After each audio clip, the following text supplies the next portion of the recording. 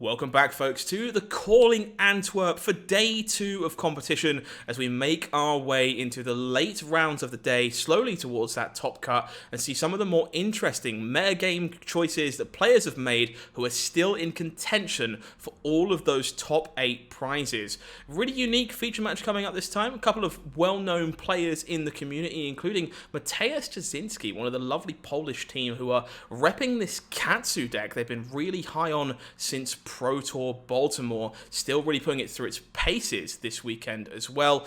More of a different opponent this time, one they didn't see too much of at the Pro Tour, one that is also on their way to becoming a living legend in the form of Briar. I'm joined once again by the incredible Shahmir. Shahmir, what do you think of Katsu versus Briar?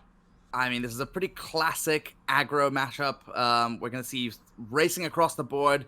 Not a lot of blocking going on here. If we're going to see I say not a lot of blocking, but actually, surprisingly, both of these aggro heroes are pretty capable of blocking when they want to. So I think it's going to be a pretty interesting case of we'll see, a lot of close turn analysis, some really big combo lines coming out of Katsu, some channel mount heroics come out of Briar. These are, two former boogeymen of the format, respectively. And it's going to be really interesting to see how they play off against each other, with Katsu recently having a boost from outsiders. Katsu, definitely a deck that has picked up in popularity since the Pro Tour. Many players claiming it has fantastic game into the Boogeyman in the form of Lexi at the moment, which is a matchup I really hope we get to see a little bit later down the line. But until then, these two players still very much in the thick of it, looking for that top 8 here at the Calling in Antwerp. So let's head on down to the game and take a look. All right, equipment set up here. It looks like Briar is walking in with Crown of Dominion. This is not looking to play very defensively. We are looking to high roll and draw some cards. That certainly sends a message. Cash in, not necessarily a card you normally find in these Briar shells, but one that can lead to exceptionally explosive turns. In a pinch, you can even make it block kind of well if you really need to. An interesting addition, one we've seen in Viserai and a few other decks in the past, but very rarely in Briar. Yeah, I think it's just acknowledging that if you need to get over the top of Lexi probably being one of the best aggro decks right now, you just need a little bit of extra gas, and cash in sometimes is what's going to get you there. So Katsu kicking off, classic Kodachi. Mateusz making the same plays we've all been making since Welcome to Wraith was printed. Those swords getting in nice and early, earning a couple of cards. Very unlikely to be leaking too much damage on turn 0 here. Both players acutely aware of how important it is to be going second and how important their life total can be as a resource in the late game. Yeah, the trouble with the Kodachi is, just as we're going to see across this matchup, you can't be giving a card to each of them. So we've chosen to give take 1 damage on the second Kodachi there into a bee-like water. And this is one of Katsu's newer cards. It's not one that you want to let hit, because it suddenly can become just any combo starter that you want when it does so. Finishing this off by the looks of it with a little bit of extra fruity damage from this spinning wheel kick. Another brand new addition to this deck as well. One that arguably gives a little bit more game into a deck like Oldhim by being able to put these two together and put them back on the bottom of the deck to do it all over again. It's a nice little bit of damage leaked here from Katsu on turn number 0. Keeps themselves an arsenal to set up for their bigger turn later on. Briar gets the chance to return fire here. Let's see what they can put together. Walking in with the tempo. Briar on a 4-card hand, definitely less threatening than a 5-card hand, but there are plenty of 4-card hands out there that can enable Rosetta Thorn, which is, ultimately one of the cards that she really, really leans on to keep that damage output high. Rosetta Thorn, definitely an iconic part of Briar's equipment suite, allowing them to just have very profitable turns with an above-rate weapon. This turn, however, looking a little below rate, having to use Grasp of the Arknight here to guarantee the go again on this swarming Gloomveil. Yeah, that's anytime you're throwing a Gloomveil for 3 rather than for 4, it doesn't feel particularly great. If you're forced to use a Grasp as well to make it happen, that's even more unfortunate. I get the feeling we might follow up here with, I think I spot Spire and Lightning Strike in hand, so it might just be E-Strike, draw a card to finish up here. But either way, not really the turn that you wanted to kick off your tempo for the game. Certainly not the most threatening here. It'll be interesting to see what mode we choose. We do go with the draw a card here. Going to try and set that arsenal up for a bigger turn. Shahmir, in a matchup like this, where both of these heroes are typically aggro decks, how do you go about figuring out who really is the aggressor and who should be trying to be more controlling? I think it really comes down to who's being forced into blocking much more, because both heroes are in a situation where their cards are significantly stronger when played rather than when blocking with them. And that's not to say that neither of them can block. You'll see that Katsu there is blocking there with a 3-block Winds of Eternity. But if they're being forced to do so and blocking with cards which they otherwise would have been much happier playing, that's not a great sign for them. So currently it's looking pretty even on tempo, but the fact that Briar there couldn't really convincingly take tempo with the first 4-card hand of the game that threatens to strip cards without drawing up is not a great sign for her.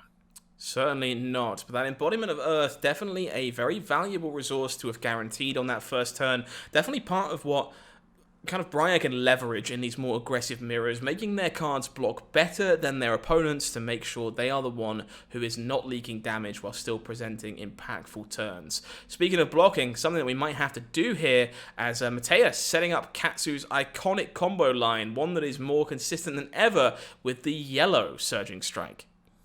Yeah, Surging Strike has proven itself, I think, at this point to be the premier combo line for Katsu to be playing. I've seen people committing, 6 copies of Surging Strike to their deck, the full reds and the full yellows, multiple, 6 to sometimes even 9 copies of Whelming and or Descendant Gustwave. Oh, and the instant punish with the Ancestral Empowerment. This is what you don't want to see sitting across from Katsu.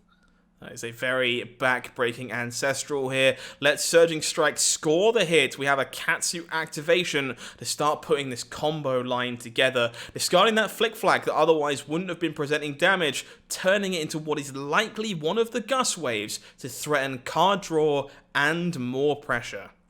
Yep, Whelming Gust Wave it is, and it's a Whelming Gust Wave here that is threatening not just its own on-hit effect from the combo, but also the Mask of Momentum. This is an absolute must block for Briar. So, like I said, if this is something where you're being forced to block this, I don't think this is where you want to be.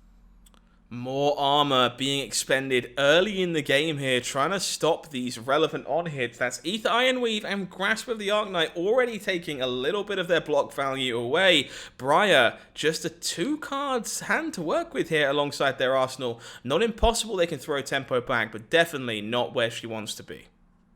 Yeah, most certainly. Let's see, Briar having access to as much card draw as she does, particularly in Cash In, which comes in a very timely manner to recover some tempo from what was otherwise a pretty brutal turn from Katsu. I spy a Channel Mount Heroic that was just drawn. Ooh, going into a Gorganian Tome, so we're just drawing cards like there's no tomorrow.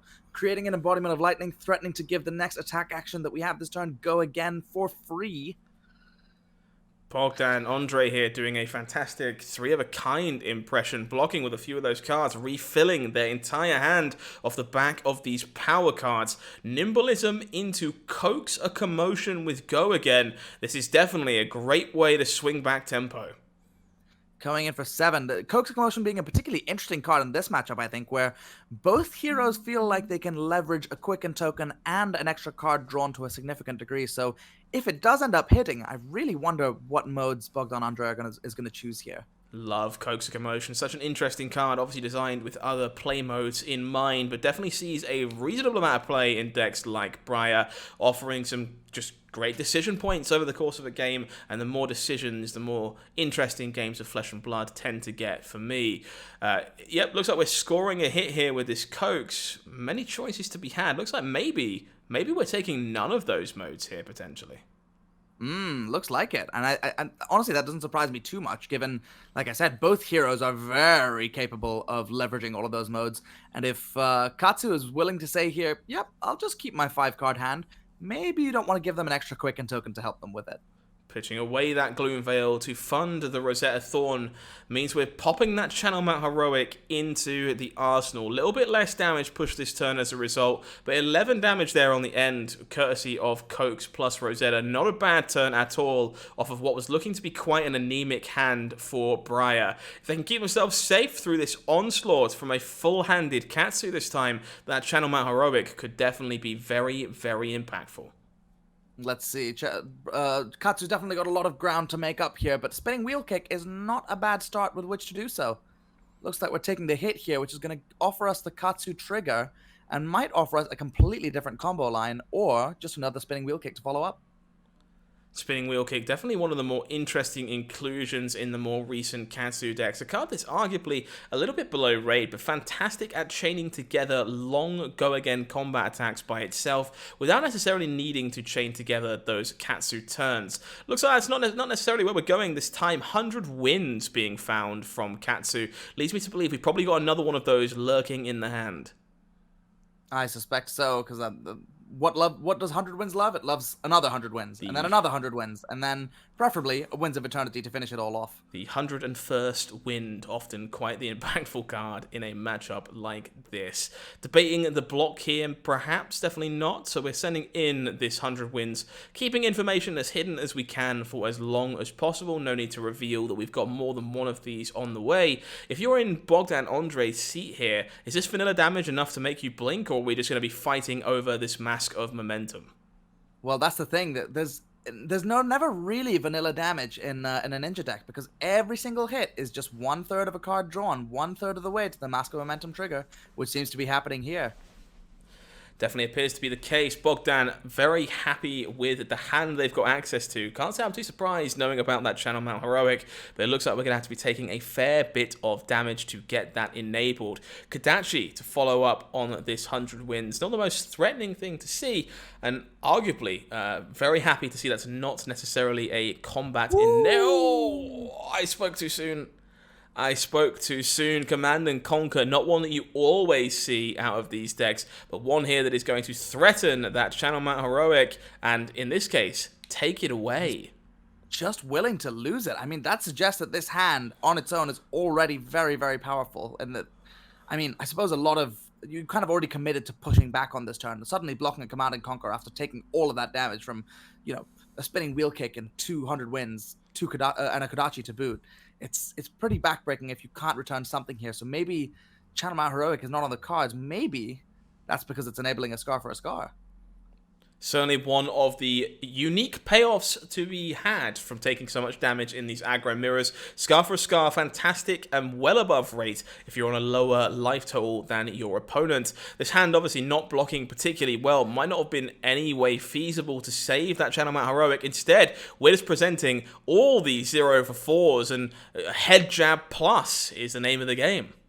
4 into 4 into 4 into 4. This is what Briar wants. This is exactly what Briar... If we have a 4 to finish this off, then I suppose I'm not surprised why she's willing to let a Channel Mount Heroic go, because it turns out when your 4-card hand does 16 and threatens to draw a Snatch and place it into Arsenal, it's kind of worth keeping. This hand only blocked 8, but instead presented double that. Definitely makes sense why we weren't happy to be blocking whatsoever, but this time round, the Snatch being blocked off to make sure another one is not on the way. Nice return volley for our Briar player here, hopefully regaining some tempo, but instead, a full hand from Katsu on the way back once again, those life totals both racing down.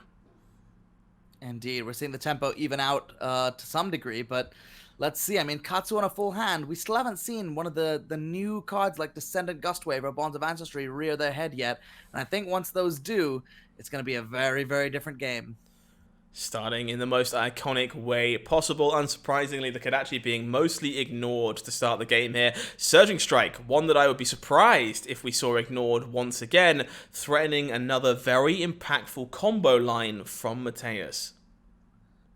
So it looks like we're blocking for 4 with the Mount Heroic here, just recognizing that, you know what, the life totals are too low. We're past the point at which I can be using a card like Mount Heroic. It's just better as a block for, but with the natural follow-up of a Whelming Gustwave. One of the most incredible parts of playing Katsu. Your opponent in need of respect on that potential combo starter, and sometimes you've just got the card in hand already to continue that combo chain, having already earned cards to keep them out of the way. Breaking Scales being used here to force this Whelming Gustwave over. Seems like a very, very impactful time for that one to be used.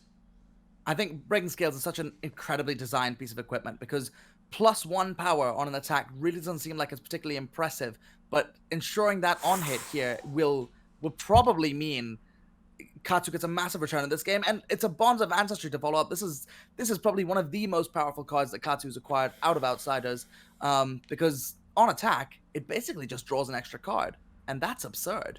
Unsurprising to see why both of these players were so unwilling to let their previous hands go. Who needs to activate Katsu for anything but value when you already have access to the start of your combo chain? 100 wins, the name of the game this time. I'm going to go grab another one of those to follow up this bond. This one coming in for 4 damage itself. A great turn here from Mateus. 4 damage with go again. I mean, it's a pretty brutal crackback after... I mean, both players at this point have had turns where they can look at the hand and go, oh, okay, maybe I've been disrupted a bit, maybe I had to take some damage for it, but you know what? I've cracked back really well. But I think Katsu's had just one too many of those for Briar to deal with. It's getting a lot closer here. A scary spot here. Do you respect the bonds of ancestry, or do you respect the 100 wins that will also be threatening a Mask of Momentum trigger? All kinds of relevant on-hits here, showing you why Katsu has the ability to edge out these aggro mirrors. But of course, those embodiments already coming in clutch at the start of this turn, and perhaps coming in clutch again for Briar. Really interesting to see both of the ways these aggro decks metagame against each other coming up in this one. Yeah, I think these are 2 aggro decks that are actually very willing and able to block under the right circumstances, which is probably one of the most exciting things about them. They're very dynamic in the way that they play as a result. But in this case, Briar is still willing to let go of the Mask of Momentum trigger, offering that card draw, saying, I really hope you're just drawing a blue here because you've already leveraged one of your Kodachis. A blue is not going to do that much for you.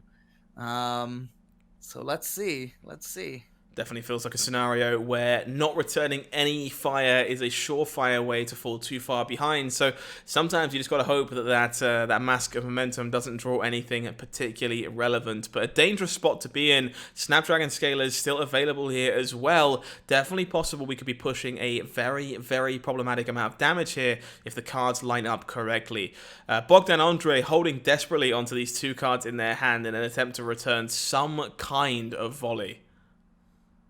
I think probably the most concerning part of the equation from Briar's side is the fact that Ether Ironweave still hasn't been used. And Ether Ironweave is a card that in order to use effectively, you really need to have at least 2 cards in order to be able to leverage it. You need to have a non-attack action card and an attack action card.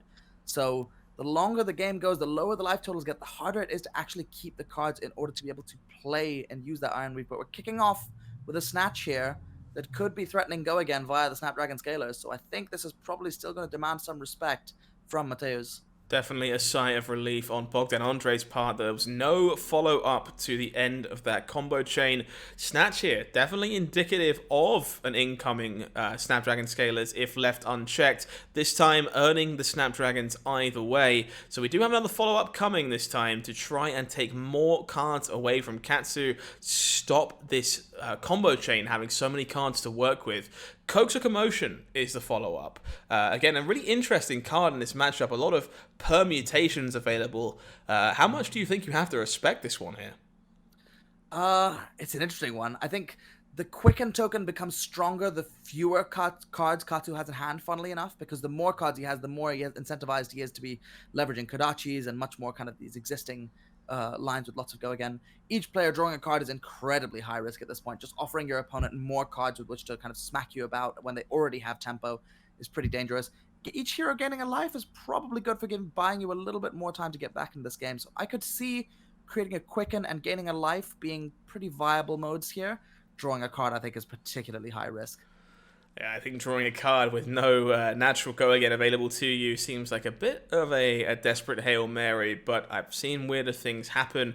Definitely wouldn't be against getting some life here myself. We'll see how this one plays out. Mateus kind of thinking through their options here. Definitely possible they want to take this hit. Maybe their hand is a little underpowered and they need to just use their cards in a valuable way and soak up some damage here. Seems like they definitely have a decision to make. Both players thinking carefully about this one. I mean, the on-hit here is certainly something to consider.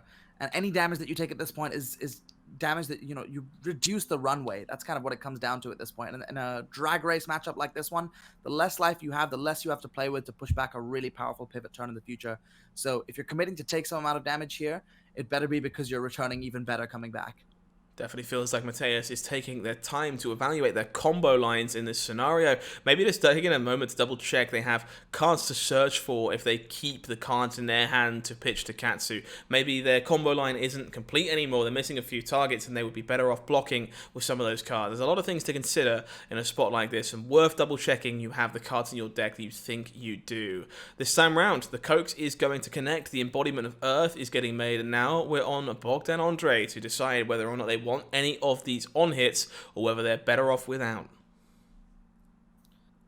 It's going to be interesting. I think Katsu, much like Dorinthia, I think the two heroes where you need to have such important and effective knowledge of what's left in your deck in order to make sure you're making optimal plays.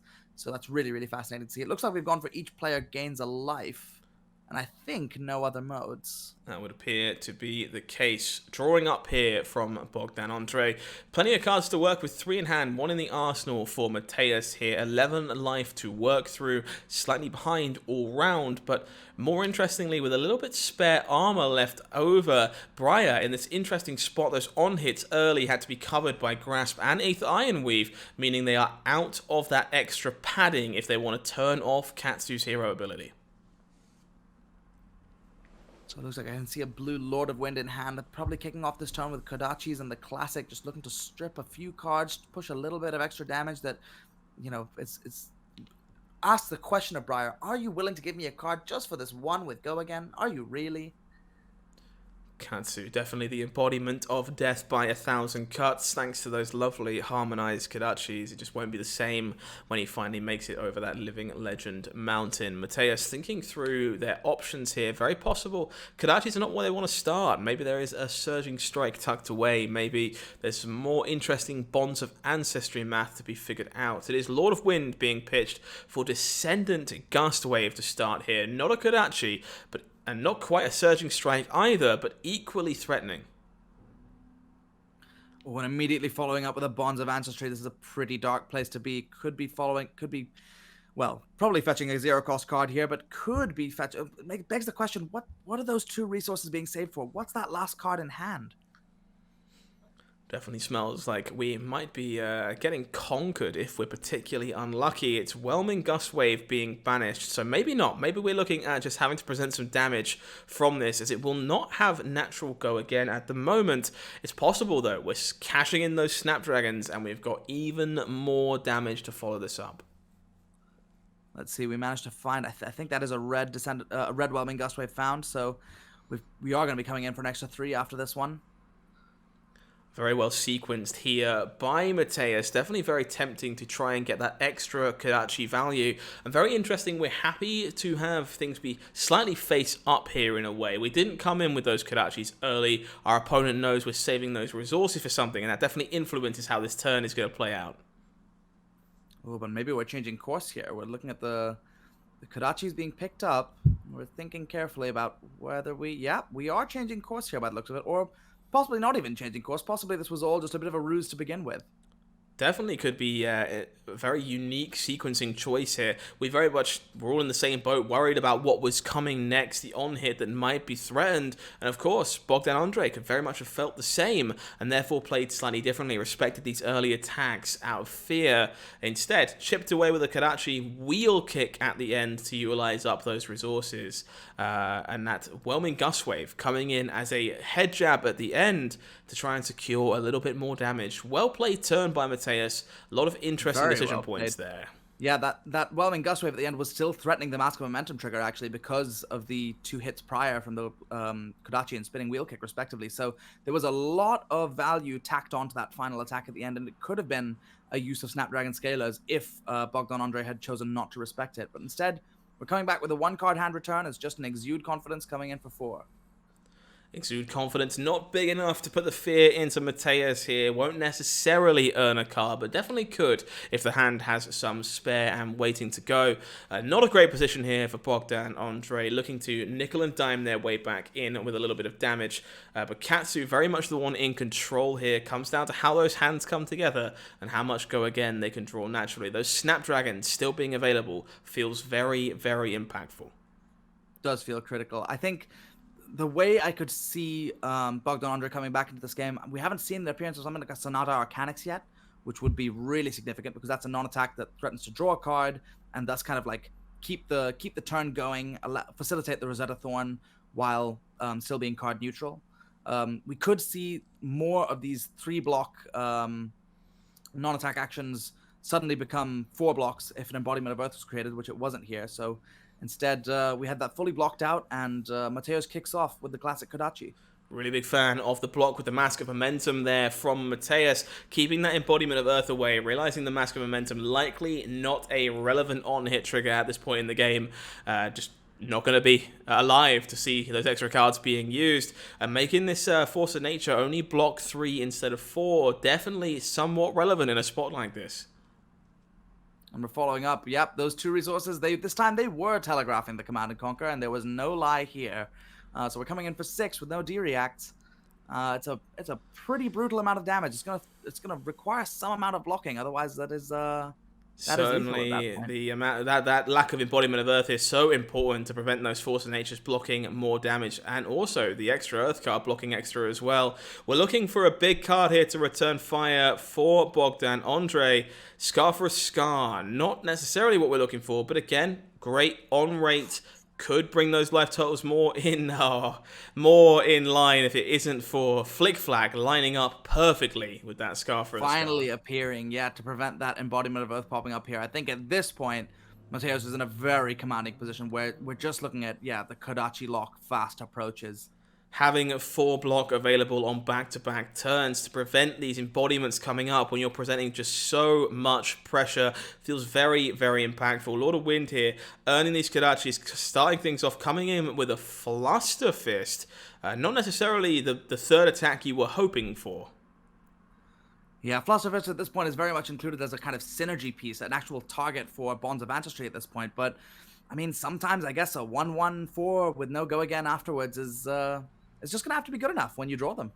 It's certainly not the most ideal hand here for Mateus. Does give Bogdan Andre a little bit of breathing room here. They get to decide how many cards they're looking to keep to have some kind of real turn in return. At this point, both players out of armor. There is no extra padding. Those cards in hand are going to be the thing that decides both aggressive and defensive turns. So not being able to threaten lethal here is very important. So we're choosing to block 4 here, keep the life total high. Going into a 2-card hand. 2 cards is not a lot to work with, but let's see. I think I can see one of them is a Tome of Harvest as well, which is basically just a blank blue at this point because it can't be played since there's no card in Arsenal. Certainly interesting. It looks like Bogdan Andre's life total may have been incorrect as they have just been moved down to 1 after that turn. So that turn may have been more impactful than we believed. It's up to Sonata Arcanix to find a way out. Ooh. Extra card. No dice. No dice. No dice. No attack on the Sonata Arcanix. Means Rosetta Thorn is the only attack. And that is unlikely to be good enough. Yep, I mean, we've run out of runway here. At this point, the Ether Ironweave has no text for activation. The Grasp of the Arcanite would need a miracle to be able to actually, make a rune chant and threaten something serious. But no, we are at 1 life here. Here's Kodachi for 1. Welcome to the Kodachi lock. A tale as old as the game itself at this point. Keeping those embodiments away from Bogdan, super important in this game. Be like water in a snatch. Going to be more than enough to wrap this one up in the favor of Mateus. I think it really did come down to like those 2 Bonds of Ancestry turns that just felt so impactful. Even though the follow-up on them wasn't necessarily huge in either case, it was enough that just the extra damage that a card like Bonds of Ancestry pushes really shows how Katsu has come back to being relevant in the meta, just with the help of a few cards from one set. Absolutely. Fantastic to see one of Welcome to Wraith's mainstays putting on a show and being able to compete with one of the more modern aggressively slanted decks in the form of Briar, taking Mateus firmly on to another win. We'll be back very, very shortly with some more action from the calling here in Antwerp. Don't go anywhere.